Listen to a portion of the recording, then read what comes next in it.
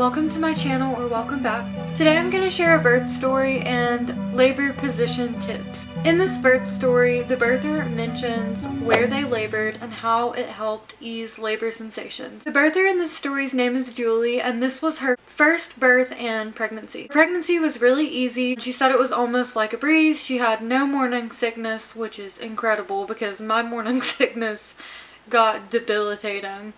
But that's awesome. It's awesome when I hear about pregnancy stories like this. The only thing that she could complain about was constant heartburn, and that's also not fun during pregnancy. She said that her heartburn was extremely bad, and another thing was that she peed like 24/7, which I can relate. She did not experience false labor before real labor started. She went into labor on January 24th at 5 p.m. She ended up not giving birth to her daughter until the next morning at 1:56 a.m. She said that her contractions were pretty intense and she did have back labor. And if you don't know what back labor is, I'll explain it to you a little bit here. There are some different things that can help ease back labor, and I'll do a separate video on that. In this video, I'm just gonna focus on Julie's birth and what helped her. Julie knew that she was officially in labor when her contractions were very close together. So we know that that is a very good indicator of if you need to go to the hospital or you're actually in labor. And another thing that she noticed is that she could not get comfortable. So they always say if you can't talk through your contractions, they're about 5 minutes apart and all that good stuff, you should probably head over to the hospital, your birth setting, or call your midwife if you're having a home birth. So Julie seemed really self-aware of what was going on in her body and knew when it was labor time.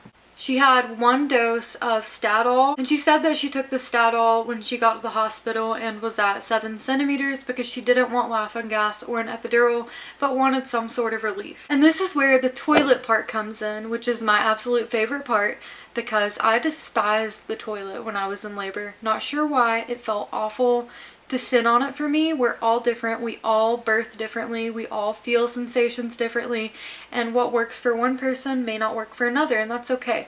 But I really like toilet labor, and I think that it's important to share this and so people can utilize it when they're in labor. Julie decided to labor on the toilet, and she said that it actually helped ease her contractions when they were close together and she couldn't get comfortable. So she found her comfortable spot on the toilet, which is so cool. So what happens when you sit on the toilet? What is your body going through when you're in labor and in the sitting position on the toilet? And how should you sit on the toilet? How might a toilet be beneficial to you during labor? So to Julie, the toilet was kind of like a comfort measure.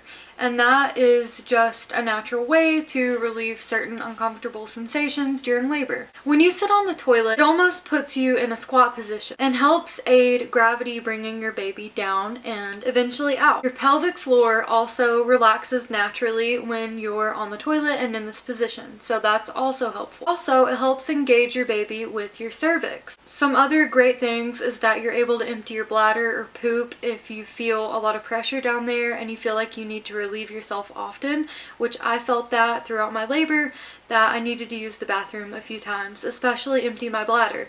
And emptying your bladder during labor is good because it can prevent infection. So you want to empty your bladder throughout labor.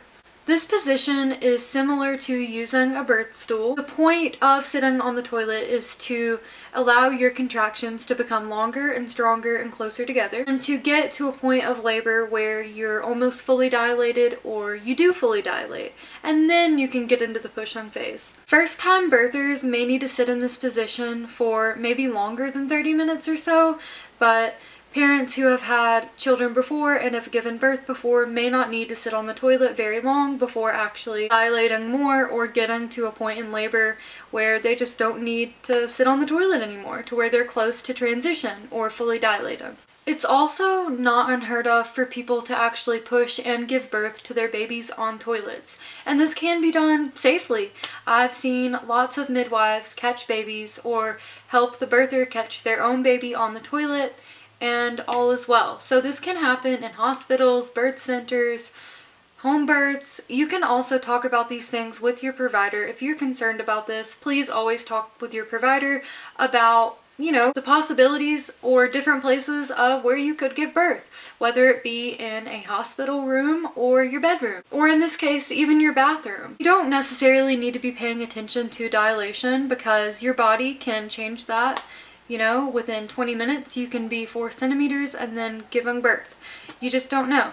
But if you're having a long labor and you know that labor is taking some time, and we don't want to rush labor, not at all. We want to all be patient. But if the birther is becoming exhausted and hungry and emotionally and physically and mentally drained, you want to be like, what have I not tried yet? What are some other options? What can I do? Let's change the scenery a little bit. Let's change the position. And toilet labor could be for you if you're beginning to question those things. The toilet can also give you freedom to kind of move around and get comfortable. You can add pillows in front of you. Your partner or doula or support person can do hip squeezes behind you. You can even put towels or something comfortable on the toilet seat if you don't have to use the bathroom. And even if you do have to use the bathroom, I mean, you can just allow the toilet to be open, but also put something to cushion the seat for you. So this position could be a comfortable position for a lot of people, just like the birther in the story who found their groove on the toilet. We all find our groove in different positions. When I gave birth, I found my groove on my hands and knees with my butt up in the air a lot and just being upright. I'm not sure what it was about those positions, but I think that's what my body needed and what the position of my baby needed to help come out. Because once I was in active labor, I feel like it went pretty fast to transition, and then I gave birth and only pushed for 15 minutes. So listen to your body. If you have the urge to sit on a toilet or something, go with it. It might sound weird, but it's not, I promise you. I'm sure a lot of hospitals and providers and birth centers, and I know that home birth midwives have seen this and have suggested it even at births. So it's not a weird thing, especially if you have to use the bathroom. It's not unheard of, it's not uncommon, and it's okay. Your birth team has probably seen it all. So pushing wasn't very bad for Julie. She said that getting her head out was the worst, and I think that's the worst for everyone. Once you get the head out and then the shoulders, baby just flies out. Like, I experienced that with mine, and it's the best feeling ever. Julie also mentions the ring of fire, which is just when your baby's head is about to crown or is crowning and you feel a burning sensation in your vaginal opening where the baby's coming out, and you feel something that some people refer to as the ring of fire. And that's just because it's a burning sensation once your baby's head starts to crown. She was exhausted and pretty tired by the end of her labor and birth experience, but her overall birth was great. She didn't have any complications, and her baby Oakley did great the whole time. She felt very supported during her birth experience. Her husband was awesome through the entire process, and he never left her side. At the hospital she was at, she also felt supported by staff and nurses. Happy birthday, Oakley and Julie. I hope you enjoyed this video. I really liked sharing this birth story, and I liked using the toilet as a point to educate you all. So leave a comment down below, subscribe if you'd like, and I'll see you next time.